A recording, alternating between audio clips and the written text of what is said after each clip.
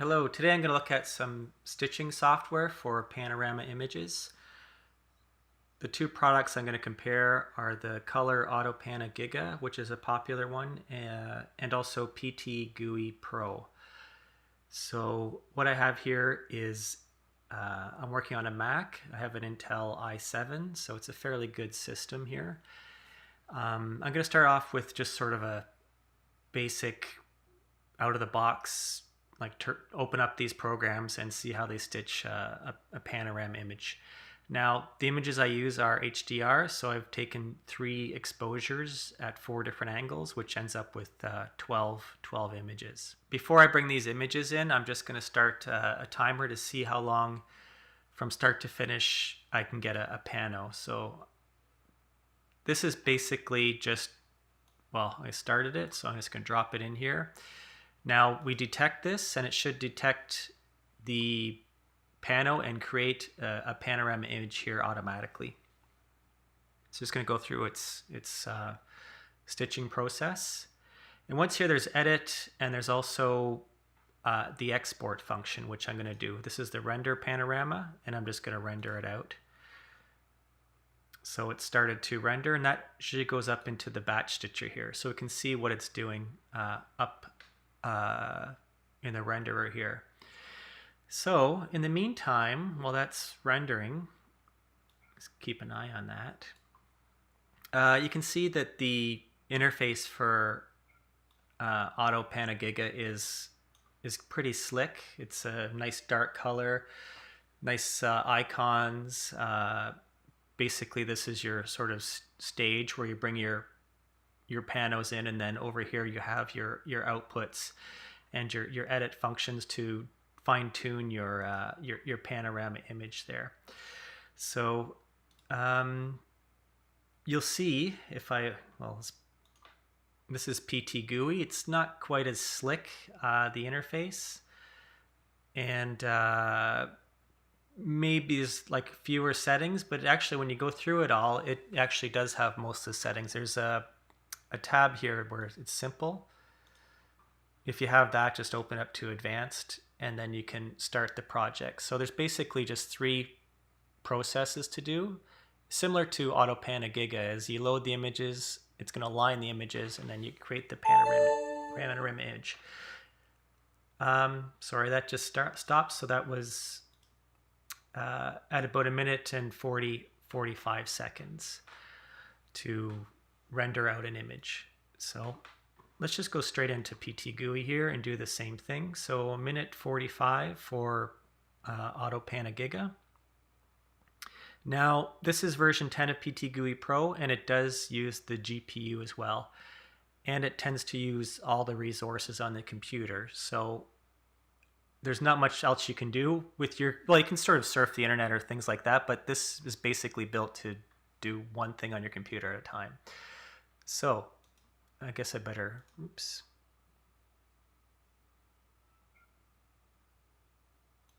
start up the stopwatch. I'll just finish that, restart. And I'll bring these into PTGui.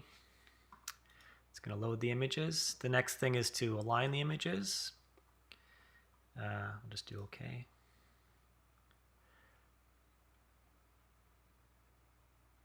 And it usually brings up this is the edit window here, but there is an edit window in AutoPano Giga as well, and we'll just create the panorama. I like to set the optimum size, but usually sets it anyway. So create the panorama. And you can see it's stitching here, and it's done. So in 35 seconds, it's done. So 1 minute 45 with AutoPano and 35 with PTGui. So it's about 3 to 4 times faster. Now, that's great and everything, but what does that mean to the image quality? So let's take a look at that. So where'd that go to? That went into Untitled Folder 4. That's always the fun, just finding out where these things are afterwards. Oh, here it is right here. Okay, so this is the PTGui stitched image. And it's sort of an overcast day, and I wasn't really, the exposure is a bit dark. And this is the AutoPano Giga. So you can see they're very, very similar in the quality. I don't really see any differences. They both do a great job.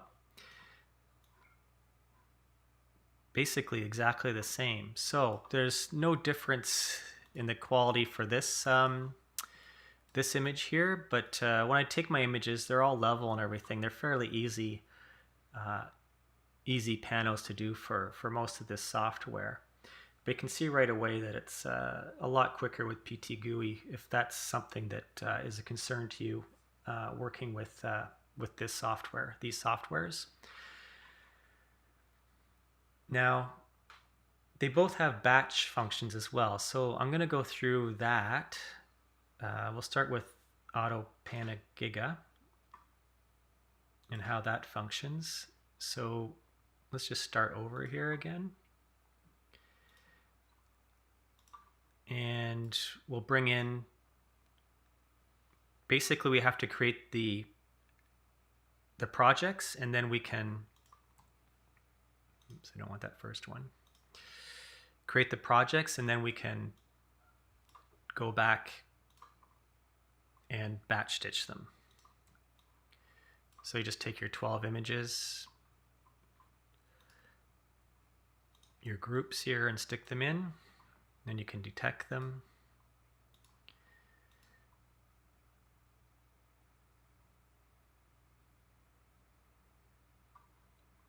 I don't think I'm going to time this process because it's going to take a while. Or let's see, anyway, let's try this. We'll just restart it for fun.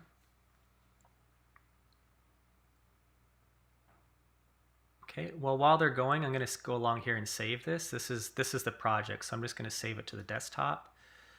This one's done, so I'm going to save it to the desktop. And this last project's running here.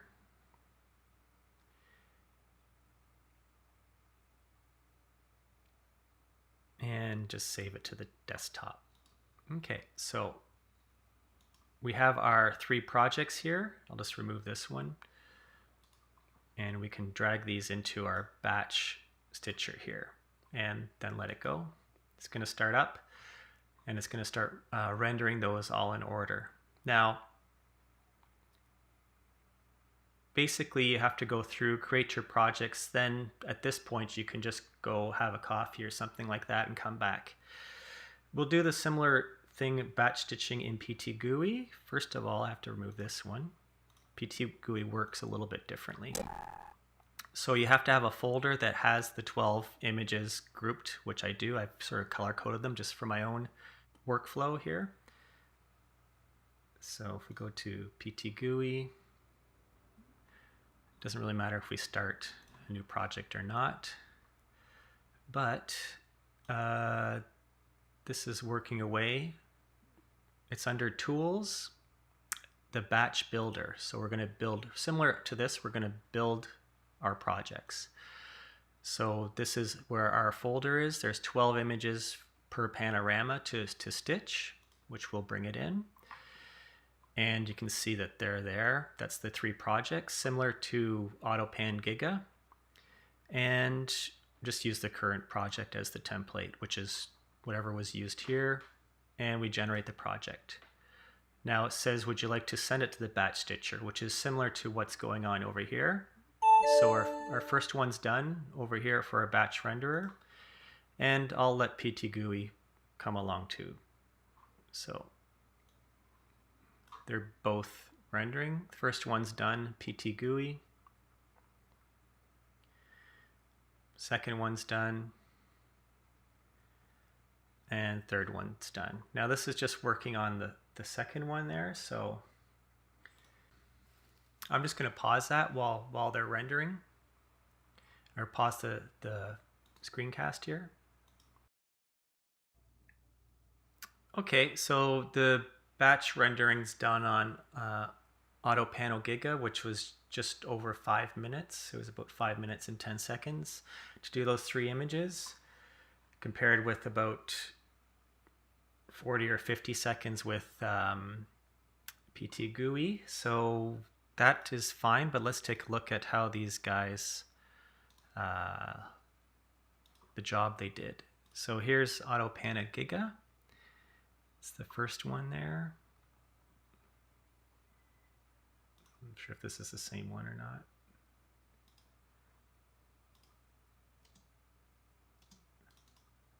PTGui. Oh. Yeah, so PTGui had a problem with that one and those ones. So those 2 are fine. 2 came out okay, and 1 not so good. So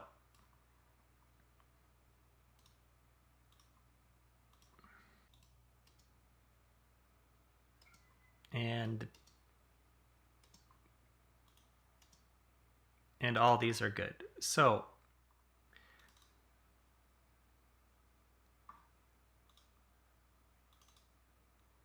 you can see here with PTGui, we have a major stitching problem here, and Giga Pro did a great job. So looking at that, that is one thing to consider with PTGui, is you do have to verify afterwards your batch stitching. Just go through your final panos here and double check them and make sure they're okay. Like this one obviously is a problem. This one is fine. And this one is fine. And with Giga Pro, they all look good.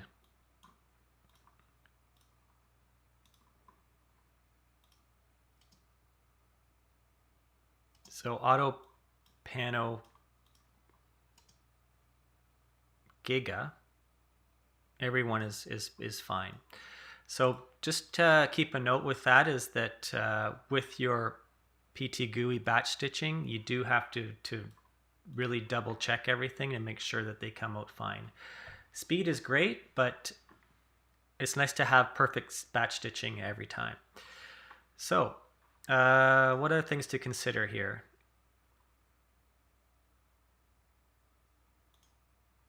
If we just go over the interface here, like the edit window and AutoPano Giga here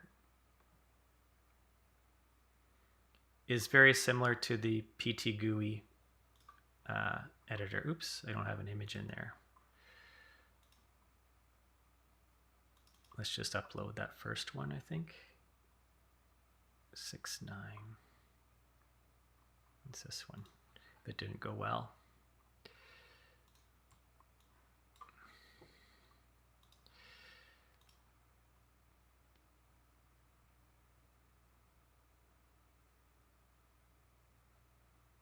Okay, so it seems okay there.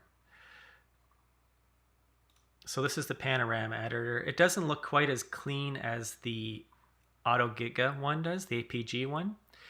To get it to look nice, you go to your Fusion settings here, and it gives you a better idea of what it's going to be looking like. And here we have the Fusion settings as well.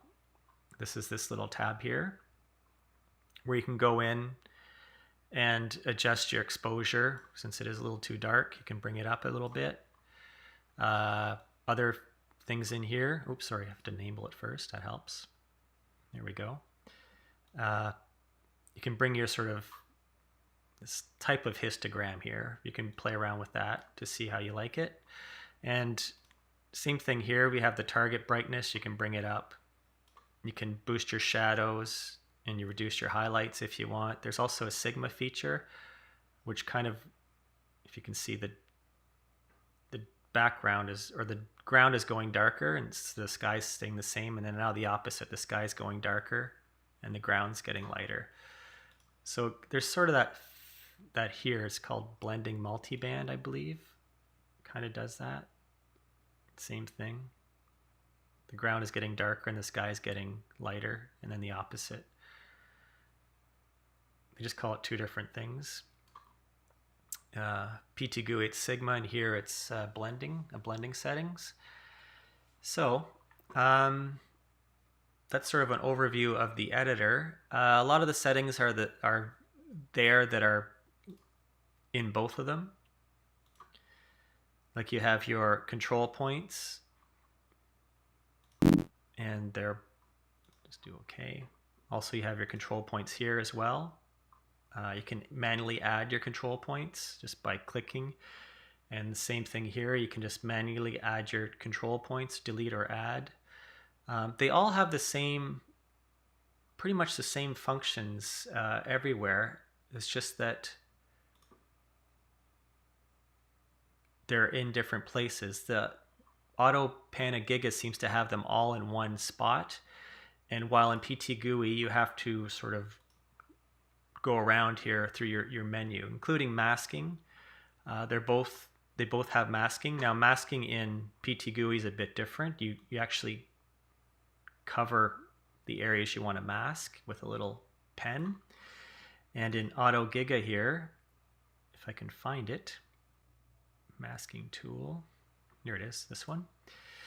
You just sort of click on something. So you want to mask an area, you just sort of click on an area, and you can't really follow around it. It's smart masking, so this is an area you want to keep, and this would be like an area you don't want to keep or something like that. It kind of does a smart, it tries to guess what you want to do with it. It's not as accurate, but it does a good job of guessing. So either way with the masking tool, there's the option there. One thing I haven't been able to find in Auto Giga is a little preview window of what your panorama is going to look like.